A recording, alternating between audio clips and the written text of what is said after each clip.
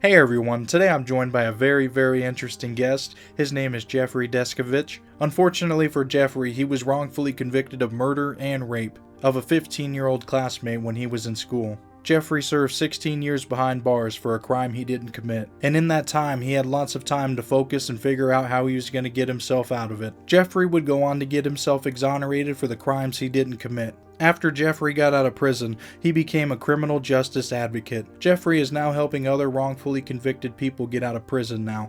Jeffery understands what it feels like to lose all your family, your friends, and time that you'll never get back while being wrongfully convicted in prison. And with that passion, Jeffery has now gotten quite a few people out of prison, and Jeffery is going to continue to help people get out of prison that were wrongfully convicted. Please subscribe to my channel if you want to get more interviews like this. And without further ado, let's get into Jeffrey's story. Hey Jeffrey, how you doing, man? Thank you for coming on my show. I'm very good, thank you. Thanks for having me. Oh yeah, man, I appreciate it. Like I was saying, I've been following your story for a while now, and you got a really insane story, I suppose you can call it. I mean, it's a shame that you would have to go through that for 16 years, man. I mean, that's a lot of time, just over something that you didn't do. Right. Yeah, no, it is. It is definitely it's a lot of time from, age 17 to 32, as you said. And just to crystallize concrete highs, I didn't graduate high school and go to high school prom. I missed births, deaths, weddings, rites of passage. I didn't finish my education at a more traditional age. I wasn't that well in my way in a career or, have a family. So, the loss is definitely profound. Yeah, well, I could tell, by, seeing you on social media and your interviews and everything, man, you hustle now. I mean, you're making up for lost time. I could, For sure. Yeah, I lost so much time, so I have to try to get as much in every day as I can. Yes. yeah, well, what I think, how we can do this interview, we could start off with your early life and, before this event happened, what kind of kid were you? I mean, why did they pick you? I mean, you kind of run with it and just, Sure. So it was year was 1990. It was in Peekskill, which is in Westchester County, the suburbs of New York. And so before all this happened, I kind of lived a double life. I didn't quite think of it that way at that time, but I mean, there was my life in school where I was quiet and to myself. I didn't quite fit in. But then there was my life after school. I lived in an apartment complex in Peekskill. It was ethnically diverse. It was middle class, and I was one of the two main kids, out of this whole group of them. Where pretty much for the most part, whatever I would suggest would be what we would do. Usually, we're going to play Monopoly, ride bikes, swim, basketball, go to the movies, video games. Played a lot of sports after school.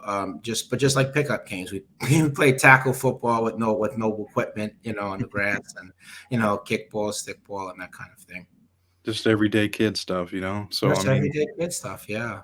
and when you're a kid like that, you're just enjoying life, and you would never think of anything like this. What you went through, would happen. I mean, what? No, you would no, you would not. So I agree with that. And prior, let me just add also quickly, background wise, I came from a single parent household. My father was never involved in my life in any aspect.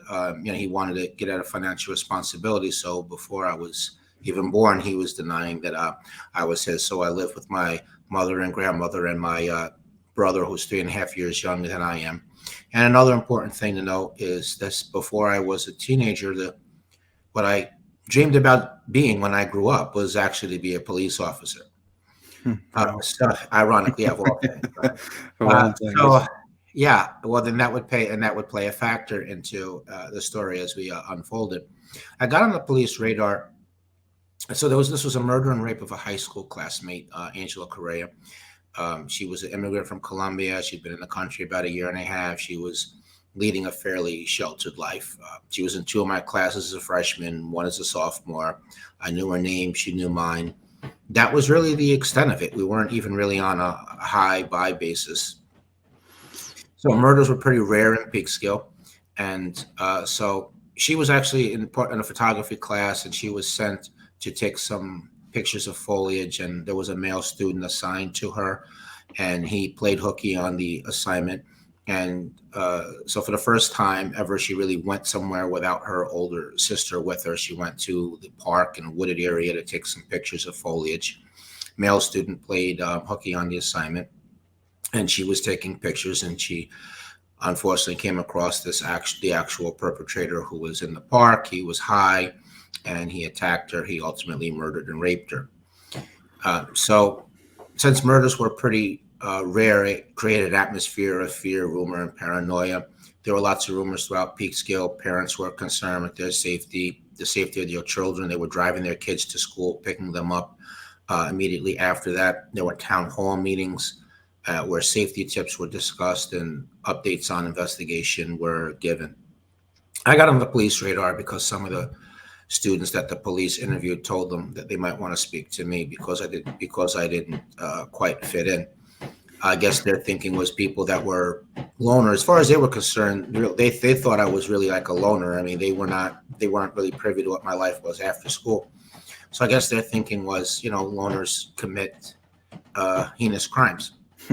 So that's how I got on the police radar. And further than that, for an additional factor is I was a sensitive teenager. This was my first brush with death, and I had a emotional reaction. And the police thought that my emotional reaction was disproportionate to what my actual relationship with the victim was, and therefore they looked at it as some sort of outward sign of guilt. And they got a psychological profile from the New York Police Department, which claimed to have the psychological characteristics of the actual perpetrator. And so I had the misfortune of matching that. So those three things were how I became on the police radar, became a suspect. So for about 6 weeks, and I want to add, in terms of emotionality, I wasn't all that different from other people either, insofar as a lot of people had emotional reactions to the point that there was free mental health services offered to anybody in Peekskill that wanted them and help them process what had happened. So for the next 6 weeks, the police played this cat and mouse game with me, in which half the time they would speak to me like I was a suspect, and the other half the time they would pretend like they needed my help to solve the crime. It would say things like, the kids won't talk freely around us, but they will around you. Let us know if you hear anything. Stop in from time to time. They would ask me opinion questions and congratulate me that my opinion was correct. And so whenever they would push too hard, I'd become frightened. I'd want to get away from them. That's when they would run that theme out. And eventually they got me to agree to take a lie detector test. They said, we have some new information on the file and we want to share that with you. And that's going to allow you to be more helpful to us. First, though, you have to take and pass this polygraph. So the next day, rather than report to the high school, I went to the police station for the test. It was a school day. So my mother and grandmother thought I was in school. It was they didn't even know. I'm looking for me, right? And it was 40 minutes away by car. They took me from Peekskill in Westchester County. They took me to the town of Brewster in Putnam County. And that meant I wasn't able to leave anymore. I was totally dependent upon the police. And there were 3 officers who came there with me from Peekskill, but then there was the Putnam County Sheriff's investigator. And he was dressed like a civilian. He didn't identify himself as law enforcement. He never read me my rights. He gave me a 4-page brochure which explained how the polygraph worked, but it had a lot of big words in it that I didn't understand. But then I thought, since I was there to help the police, so what does it matter? Let's just get on with it. And from there, he put me in a small room. He gave me countless cups of coffee. And then he launched into his third-degree tactics. So he raised his voice at me. He invaded my personal space. He kept asking me the same questions over and over again. And as each hour passed, my fear increased in proportion to the time I was there. And he kept that up for 6.5 to 7 hours. Damn. So they did it for a very long time. And at the same time, they were giving you all, they were intimidating you. They were giving you coffee. So obviously your heart rate's going to, be up. So they, in some sense, obviously they had to have known what they were doing, you think? Of course. Absolutely. Definitely. And as you're alluding to, that intersects with the polygraph test results. So at the end, the polygraphist said, what do you mean you didn't do it? You just told me through the test result that you did. We just want you to verbally confirm it. and that really shot my fear through the roof. And then the officer who was pretending to be my friend, he came in the room and told me that the other officers were going to harm me, but that he was holding them off, but couldn't do so any longer, that I had to help myself. Then he said, look, just tell them what they want to hear. You could go home afterwards. You're not going to be arrested. Being young, naive, frightened, 16 years old, I wasn't thinking about the long term. I was just concerned with my safety in the moment. I was in fear of my life. The fact that I didn't know where I was and nobody else knew where I was either loomed quite large in my mind. And then there was this push-pull dynamic, the possibility of harm, this false life preserver he threw me. And so I decided to take the out which he offered, and I made up a story based on the information which he had given me in the course of the interrogation. By the time everything was said and done, I had collapsed on the floor in a fetal position, crying uncontrollably. Obviously, I was arrested. I was charged with a murder and rape. So they, I mean, so they can like promise all these things, like, oh, we're not gonna do this to you, or you're not gonna be arrested and all that. I mean, they're able to just kind of lie about anything during those interrogations like that. Yes, that's correct. Damn. Well, I guess they. I don't know, man. Thinking if you're gonna have a kid like underage, like I don't know, in Nebraska, it's 19 years old, you're an adult, so you're Well, for supposed to be able purposes to. of waiving your rights, though, for purposes of waiving your rights without an adult and attorney, I mean, 16 is what the standard. You're allowed to do that. There Um, are bills that have been, in light of the prevalence of false confessions, which have caused wrongful convictions, and 29% of the DNA proven wrongful convictions. There have been across the country, many states have been bills that have been introduced which would address that. A police deception bill, which would ban the police from using deception in interrogations, recognizing that lying to suspects to claim to have evidence that they don't is coercive.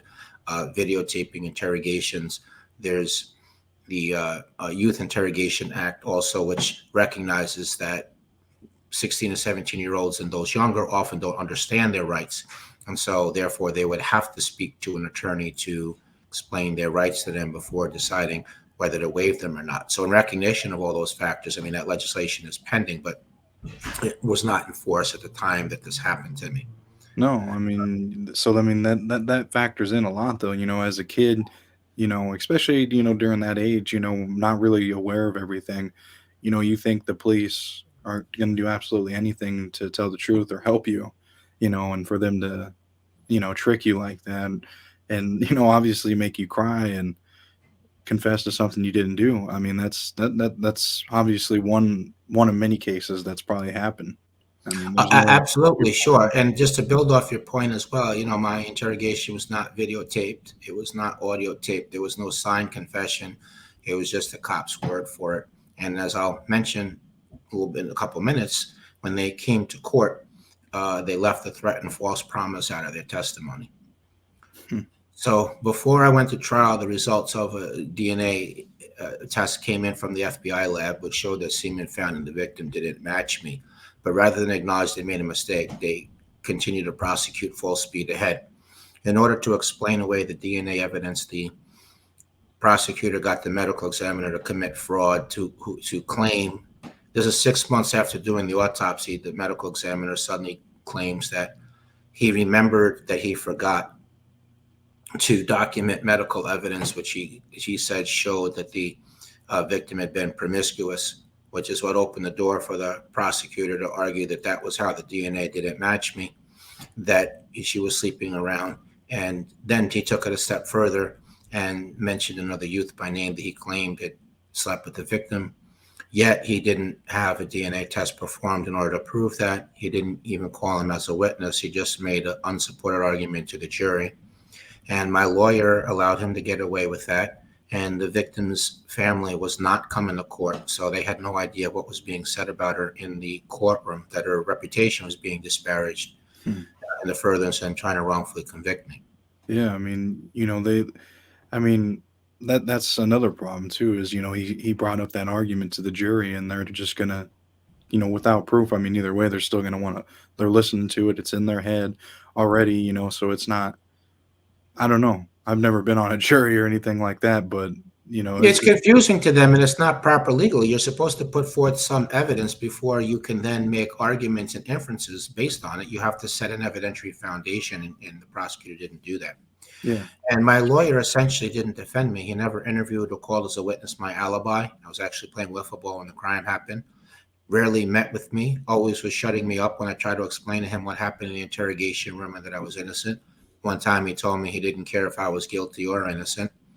He never explained to the jury the significance of the DNA not matching me. He never used that to argue that that proved that the confession was coerced and false. He literally never cross examined the medical examiner. And when you defend a case where there's a false confession, you have to answer that confession. You have to explain it, the confession, and you have to disprove it in as many ways as you can. You bring it together, your closing argument, but he didn't do that. As a matter of fact, sometimes he argued to the jury that the confession never happened. Other times he argued that it did happen, but it was coerced. And at still other times, he argued that it was false. So by taking an approach of just throwing mud against the wall, he had to have been standing there in front of the jury with no credibility at all. yeah, Uh, there were a few other irregularities in my trial. Polygraph test results are not admissible because it's not scientific and it's very prejudicial. But despite that general rule, the judge allowed the polygraphist to repeatedly tell the jury that I failed the polygraph while banning my lawyer from asking him questions on the opinion that he used to arrive at his methods. Not allowed him to ask questions of him on his methods that he used to arrive at his opinion. And then lastly, the victim's clothes, including the bra, had been admitted into evidence by the prosecution, and that intersected. The jury asked to see the bra because that intersected with one of the statements that they coerced out of me, in which I said that I ripped her bra off. And when they asked to see the bra, the jury was then told by the judge that the evidence was left in the courtroom over the weekend and that apparently the janitors thought it was garbage, and so they threw it out and it wasn't available any longer.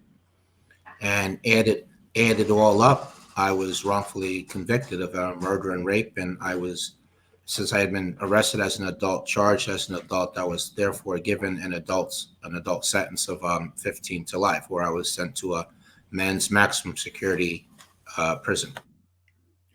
damn, man. So all of these events that happen, there was just these little things that all add up to this whole the big picture, and being convicted. So, a few things I wanted to bring up was how did why do you think your lawyer didn't really put too much into it and not in your case and not really put any effort into it at all? I'm not really sure. I mean, when I met with a lot of lawyers and they asked me who defended me, and I mentioned, his name, they're always very surprised because they have tried cases with and against him, and they said that he was a very good trial lawyer. So I don't know. And was he appointed to you or just a No, free one? he was court appointed. He was with the Legal Aid Society of Westchester. So I mean, it does really pay to who you have represent you. Would you Oh, say? 100%. Yeah, for sure. Yeah, you get what you pay for, and look, your life, your freedom. I mean, if you're not going to spend money on that, what are you going to spend money on? Yeah, no, that's very true. So, I mean, with that being said, after you were sentenced, you were given 15 years. What was going through your head at that point when the judge said that? Yeah, I thought that my life was over. I didn't know what to expect anymore. I was just kind of like in a stunned disbelief. I mean, my way of thinking up until that point in time, I thought only guilty people were convicted. Yeah, I mean that's what you would think, but I mean obviously from your case, I mean it really proves that that's not the truth. No, So it's definitely not. Per the National Register of Exoneration, there have been 3,388 exonerations across the country from 1989 forward. So I wish that I could say my case was rare, but it's not. I'm just one of the lucky ones that made it out. that's true because who knows how many other ones are still sitting in that prison or died in there. I mean, you were lucky enough to make it out, and I mean, you worked your ass off to get out of there too. And we'll get into that. But when you first got there, you were sentenced to an adult prison. Is that what it was? That's what it was. So, what was first day going in there like? That was really frightening. I remember being in handcuffs and having a chain around my waist and having my legs fastened together fastened together and fastened to the legs of the prisoner on the bus next to me. I remember how large the prison wall loomed and how menacing the barbed wire appeared. I was in a men's maximum security prison with fully formed adults, many of whom were guilty of very serious violent crimes. I was always worried the prisoners would discover what I was incarcerated for, rape along with that murder, because there's a vigilante mentality towards people who've been convicted of sex offenses. The guards were obstacles. Some were professional; they did their job, but there were others who were abusive verbally, and then the food was bad. It was sometimes it was not fully cooked. Other times it was burned, and it was very violent there. There were 3 or 4 stabbings or cuttings every day. There was violence that didn't involve weapons. There was a lot of gang activity, and so cumulatively there was a general environment of violence and adrenaline that permeated the air. I had to keep fighting off feelings of hopelessness, helplessness, thoughts of giving up, suicidal ideation. I mean, with you going there, you already had strikes on your back. Like you said, you were convicted of murder and rape, and they don't take lightly to that in prison. Once they find that out, did they ever find that out about you? And you were 16, a young kid. Well, yeah. Well, at that point, I was 17. I was 16 when I was arrested. I got bailed out, and then I lost the trial at 17. So I was in from 17 to 32. There were times when they discovered that I was there for the rape. I mean, that was what the issue was. It wasn't the murder. And there were times in the course of my incarceration where I was beat up. One time, that there was another time that I almost lost my life. I got hit on the sides of my head with a 10-pound weight plate that you might put in if you're doing like flat benching. So it was being concerned that people would discover what I was there for, and violence and everything that could be associated with that. I mean, that was definitely a constant factor, along with the times when that did result in violence. So how do people find that out? The prisoners, do they ask the guards, or who gives them that kind of information? The guards could, but then also the Department of Corrections has a website on it, So, and you can have prisoners have their family and friends look people's names up on that website, and they can discover that way. And another thing is if there's news coverage of a case, which my case was high profile.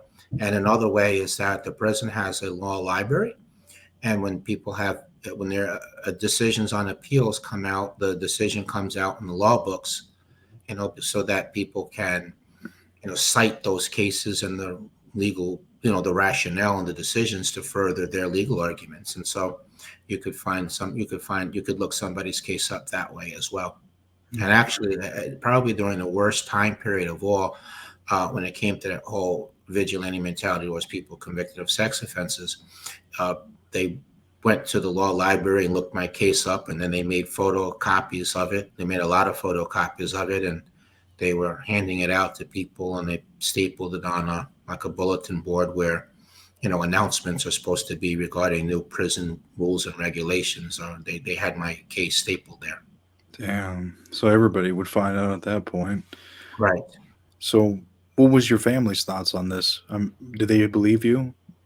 My family believed in my innocence. It's just that their belief in my innocence did not translate into their trying to help me on the morale level by keeping regular contact with me. And my mother made rounds amongst the family several times where she asked everybody to put a manageable amount of money in so that we could hire an attorney, but everybody declined to do that.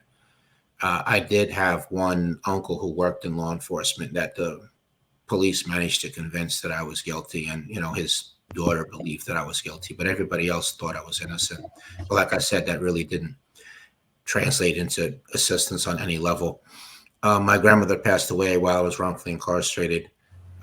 My had several sets of aunts and uncles that they would come, then disappear for 3 years, come and disappear for 3 years, and then And then the rest of the people never came to see me. My brother came 3 times in 16 years, not at all in the last decade. And then in the last 5 or 6 years, my mother came like once every 6 months. So for most intents and purposes, no, not all. I mostly did the time by myself. So it was very lonely. And the fact that I was housed in a prison that was 4.5 hours away each time made things more difficult, I'm sure. Yeah, I would imagine so. And I think when the courts sentence people, the judge, they want to make it more punishable, so they don't want them to really have contact with their family. So they send them, like you said, 4 or 8 hours away, and you do the time on your own. I mean, you get the phone calls and stuff, but for someone to go out there and make a whole day or two out of it, it's going to be hard for a lot of people to do that.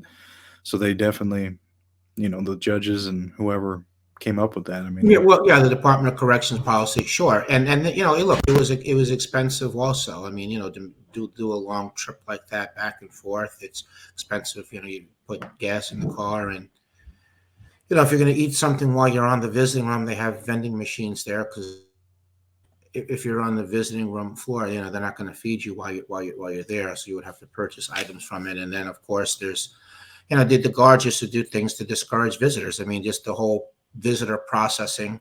I mean, they would go really slow and give people a hard time. And then Elmira was particularly notorious because sometimes the guards would wait like 45 minutes or hour and a half, sometimes as long as 2 hours before they would let me know that I had a visit for me to go down there. So in the whole time, my family would be, my mother, my grandmother before she passed would be waiting in the visiting room for me. jeez. So they definitely have. I mean, and no one can really say anything about it because they're going to believe them. The guards. No, they're definitely not going to believe. No, they're definitely not going to believe them. And the supervisors were most of the supervisors. The sergeants, lieutenants, captains. They were even prison superintendents. I mean, many of them came up in the ranks, and they were once correction officers too. And those are their buddies, or they used to do some of the same things themselves. And even the ones that did not, they were used to looking the other way on that, and so they're not. They're looking at it like they have to back their employees up, and all the other factors. So there's really no recourse that you have. Yeah. So you were in there for 16 years, if I'm Mhm. correct, and You are correct. So I and lost 7 appeals. And my lawyer argued that based on the DNA, that there was legally insufficient evidence, that the prosecution hadn't proven guilt beyond a reasonable doubt, that the verdict was against the weight of the evidence. They ruled that I was free to come and go as I wished. So they held that the statements were not voluntary, and they knocked out. My lawyer had argued like 10 issues of law, and they eliminated all those arguments in one sentence, writing that they had looked at the rest of my issues and found them either to be not either without merit or else not preserved for review. And they ruled against me 5-0, and it was all downhill from there. The re-argument motion was denied in one word, denied. And then the Court of Appeals declined to give me permission to appeal to them. Then I lost in federal court because the court clerk gave my lawyer the wrong information regarding the filing procedure. So my petition arrived 4 days too late, which the court then accepted the district attorney's argument that they should just rule I was late. And then that ruling was upheld by the next two courts. And then the U.S. Supreme Court declined to give me permission to appeal to them. And that was the end of my appeals. And the only way back in the court then is if you can find some previously unknown evidence of innocence, which probably would have resulted resulted in a different verdict, or if there was a change in the law that they applied to old cases. I didn't have any money to hire an attorney or investigator, so I began this letter writing campaign. And I wrote letters for 4 years looking for someone to take my case pro bono, but I barely got responses. Then I went to the parole board, where in large part based on my maintaining my innocence rather than expressing remorse and taking responsibility.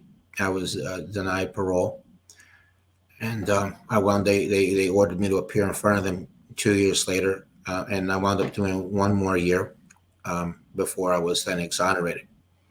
So I got exonerated because one of the letters that I wrote in care of the to a book author and care of the publishing author, care of the publishing company was instead sent to an investigator, and she got the Innocence Project to take my case. She suggested I apply. She lobbied them. She got other respected legal entities to do so. One of the intake workers, when the Innocence Project declined to take my case, she represented it, and they denied again, and then she represented it a third time. They agreed to take it. So getting the representation was the first key. Second key was we got lucky that the district attorney, who had fought all the appeals and blocked further testing, left office, and her successor was willing to let me have the testing. And the third key is that it took the crime scene DNA, which already didn't match me. They entered into the data bank, and it matched the actual perpetrator. Whose DNA was only there because left free while I was doing time for his crime. He killed a second victim 3.5 years later after killing the victim. In my case, she was a school teacher and had 2 children.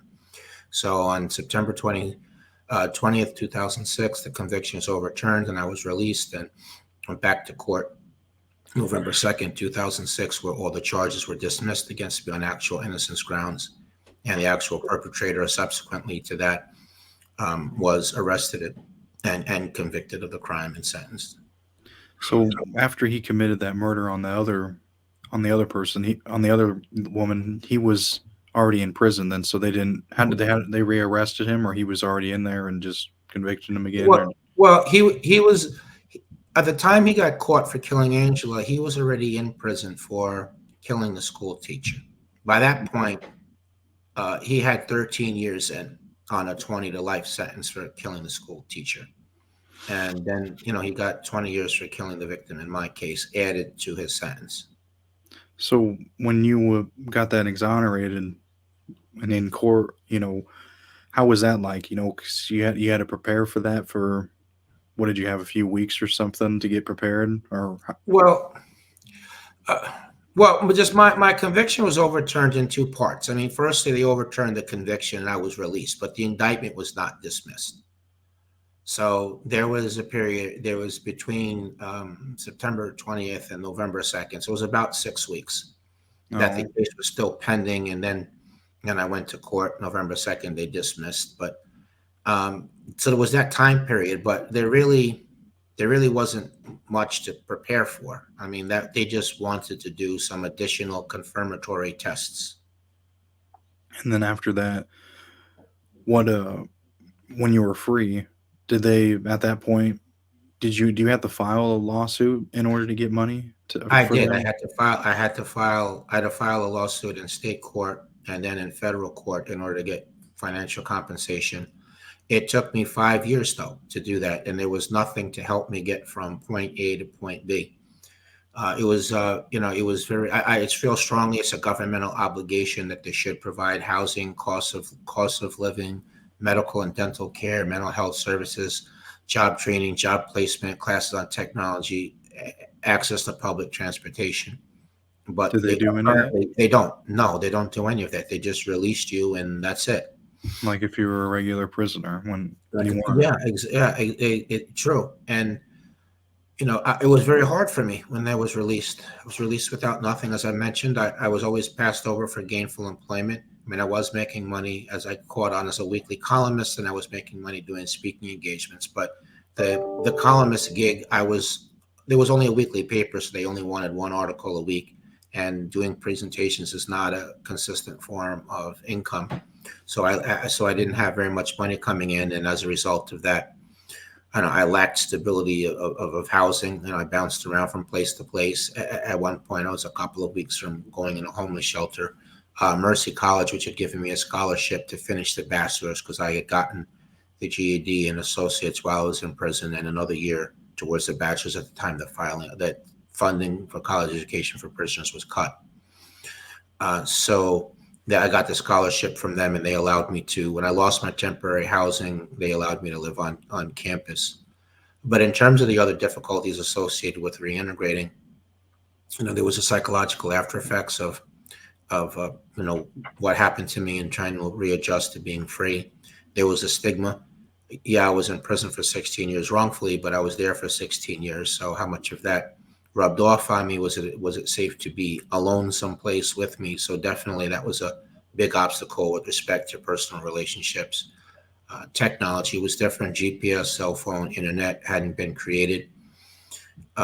Tech culture was different. Cities and towns looked different. So cumulatively, it felt like I was in a parallel world, a place where I didn't fit in at. It was awkward when I'd meet up with my extended family because I knew who they were from memories when I was younger. But I was a different person now, and so were they.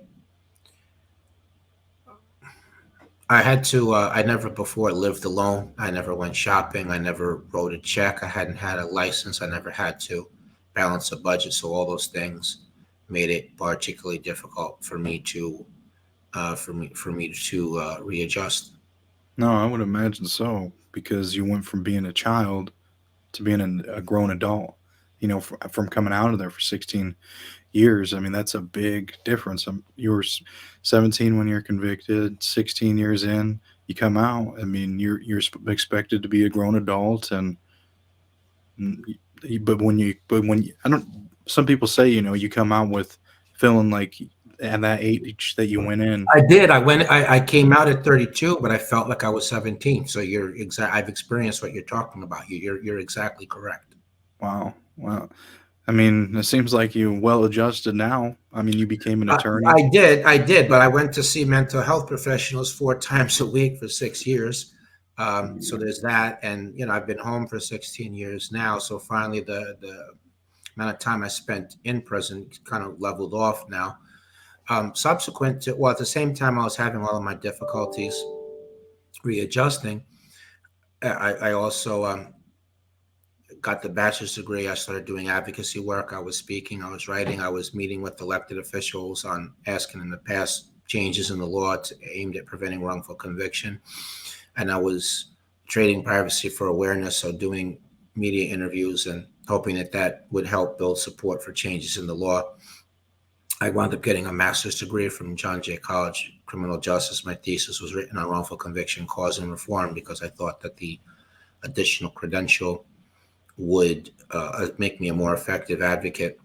After about 5 years, I received some financial compensation, and I used some of the money to start the Jeffery Deskovic Foundation for Justice, who's would continue the work I did as an individual, but would have a goal of exonerating people. Of course, the policy work, and we were have been able to get 11 people home. We helped pass 3 laws, and then an additional 6 as part of a bigger coalition called "It Could Happen to You."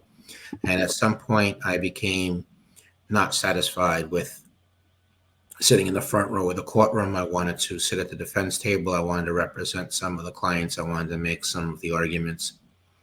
And so I went to law school, and I became an attorney, and had my first success. We first over wrongful conviction I helped overturn as an attorney. Andre Brown was about 80 days ago. Andre did 23 years in a wrongful conviction case in the Bronx, and so I helped to overturn the conviction along with lead attorney Oscar Michelin, who's an advisory board member of my foundation. And last week, another foundation client, Andrew Krivak, was acquitted at his retrial. Andy had served 23 and a half years in prison, and the same polygraphist that coerced the confession out of me did the same thing to Andy. So he was found not guilty. So we're up to 13 people now, and we have some other wrongful conviction cases that we're hoping to free people on. But this is my life. This is how I make sense of everything that happened to me, and I know that this is why I'm in the world. And yeah, no, I would absolutely think, you found your purpose. I mean, you went through what you went through, and now you're helping other people get out, which doing that for just one person. I mean, that's amazing because, that's their life they get back instead of being a dead man walking. You got them out of prison and they get to live a life, and do whatever they want now. Be with their family or whoever's left of it, and, friends, and try to be a productive person and just an everyday, you know, person. I don't know. Instead of No, being in it's that it's horrible very environment. true. It is very true what you're saying, and it's healing. It's meaningful. It's cathartic. It makes a difference, and I have a sense of inner peace with that. I know sometimes people ask me, "Am I angry?" And my answer has always been no, because I want to enjoy my life as much as I can. I can't do that if I'm angry or bitter. I've lost so much already as is. Why would I want to, in effect, lose my rest of my life? And it's not like if I was angry that I would be affecting the people that were involved in what happened. Either I would really be the only loser in that scenario. And so the vehicle that allows me to actualize that is I take that energy and I channel it into the advocacy work that I do. I think that's the best mindset to have. You've lost so many years already, so I think not being mad and pissed off at the world and wasting more time like that really is a positive outlook and a good way that you could live your life day to day, because if you want to do what you're doing and help get people out, you got to have that positive mindset, or else if you're just angry, that's going to block you mentally. So I think you're doing a hell of a job, man. I didn't know you had 13 people out. I mean, that's awesome, man. And you're just getting started. You got a lot more time, so keep Amen. going. Amen. Yeah. And, I wanted to quickly mention, my ultimate dream is to have a chapter of the foundation in each state and ultimately in each country. I really see wrongful conviction as a worldwide issue, not an American problem. And countries where we do not hear about wrongful convictions, it's not because the injustices aren't happening. It's because nobody's being exonerated and nobody is working on trying to exonerate people. In some countries, they don't even have an apparatus in place to even introduce new evidence to the court.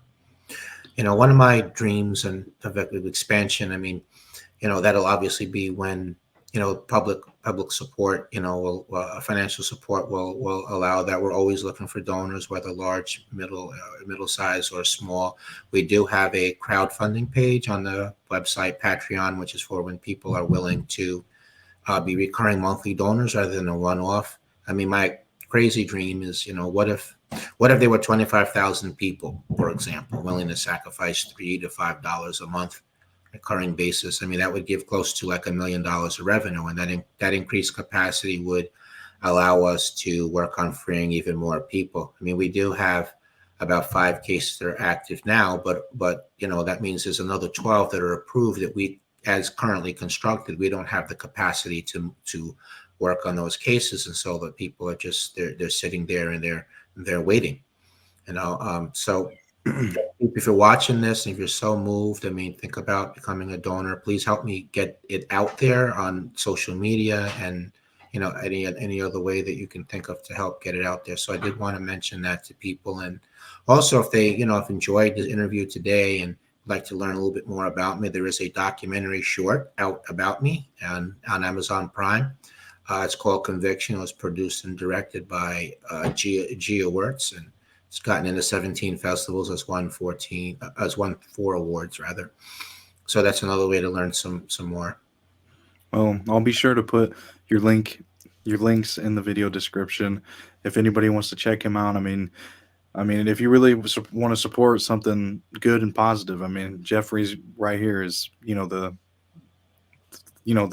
man to go for it, because he's trying to help out a lot of people and get them out, but you can only do so much at a time. So if you guys want to check him out, I'll be sure to put his links in the video description. And I just want to say, I'm glad that you're out, Jeffrey, and I really appreciate that you came on my show and gave me the opportunity to talk with you, man. It really means a lot. Oh, you're welcome. I can feel your warmth and empathy, through, and another way people can keep up, they can follow me on social media on Facebook and Instagram, and there is our website, www.deskovic.org, and I do want to highlight the organization Restorative Justice International, which I sit on their Global Advisory Council and advise them on wrongful conviction and criminal justice issues. And I think so much of trying to just helping put my life back together again, looking at like a restorative justice, model, trying to, put things back together again to the extent that you can. And, it's certainly there are principles there that facilitate healing. Yeah, well, I'm glad that there's, people out there like you, because if there wasn't, there wouldn't be all this change, because you're trying to change laws and help people get out. That needs to be done. And if we didn't have people like you, it'd just stay the same, and people would just continuously keep getting screwed over, man. Well, with that, I mean, it's definitely a reinforcing factor. I mean, I always like to hear words of empathy and words of encouragement. I mean, it's not easy doing this work, but it's very meaningful. And as you're saying, it's definitely needed. So, yeah. Well, thank you for coming on, man. Anytime. Thank you very much. Well, what everyone think. Unfortunately for Jeffrey, he was wrongfully convicted and had to spend 16 years in prison. But if he didn't go through that, he wouldn't be able to help people like he is today. Unfortunately, this is something that goes on in real life. A lot of people don't want to believe it, but it's out there. And luckily, we got people like Jeffrey that has been through this horrible situation and is now trying to get other people that were wrongfully convicted out of prison. Please comment any key takeaways that you got from this interview. Please share it with someone that you think will enjoy it. Also, please subscribe to my channel if you want to get more interviews like this. Also, if you want to support Jeffrey, I'll put his website link in the video description. You can check out what he's got going on. He also has a button where you can donate, and if you want to support his cause, feel free. Every penny counts. If you want to support me and my clothing brand, I got t-shirts, hoodies, beanies, and sweats, all on my website. I'll put my website link in the video description. At the end of this video, there'll be a playlist option you can hit to watch all my other podcasts. One more thing I'll bring up is my Mafia documentary I've been working on.